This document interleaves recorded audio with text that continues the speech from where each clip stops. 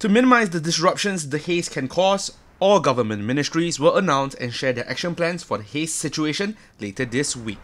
The Interministerial Committee now wants to focus on the impact that the haze will have on the daily lives of Singaporeans. Depending on what the PSI is, the impact can be minimal or very disruptive. The committee has gone through various scenarios, and we want to share our concerns and problems with Singaporeans.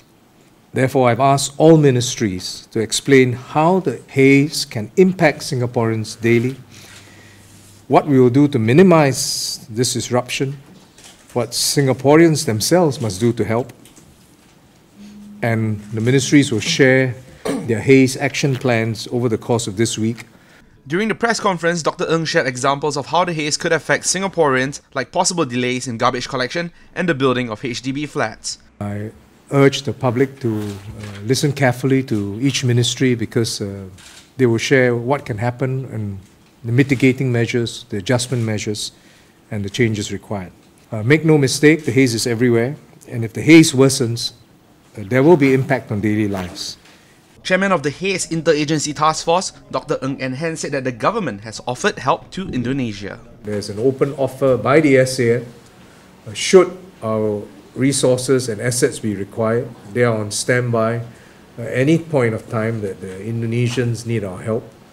We are ready. In fact, we would like to help you solve the problem at source, and that offer stands. On Monday, Dr. Ng visited workers at Changi Airport together with Transport Minister Louis Tak Yew and Acting Minister of Manpower Tan Chuan Jin. CAAS and Changi Airport Group have had a contingency plan in place to deal with the haze and low visibility conditions since the mid-90s. They work closely with the partners, especially the airlines. The airport in Changi is properly equipped with the instrumented landing systems. The procedures are in place. And on occasion, we have had to increase the separation between the aircraft, between takeoff and landings, just as a precaution. But so far, no significant delays in departures and arrivals have been experienced. Changi Airport Group has taken various measures to protect its workforce, such as displaying notices and health advisories at exit points for airport staff members, providing bottled water to airport staff who work outdoors, and redeploying older workers and workers with pre-existing health conditions to indoor duties.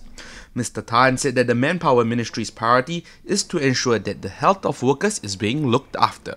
I have a couple of messages for employers. Firstly, employers need to be vigilant, they need to be aware. Secondly, they need to mitigate risk. Thirdly, they need to be flexible. We are issuing out advisories every day at 5 p.m. based on the projected situation for the coming 24 hours. And it will amplify on the guidelines that were issued out last week on Monday. And this will give a bit more detail so that you'll guide employers on what can be done, what should be done. The guidelines, which can be found on MOM's website, advise employers what to do when the PSI is in the unhealthy zone. One example is that any employee who has difficulty using respirators while working outdoors should be deployed to work indoors when the PSI level goes beyond 100.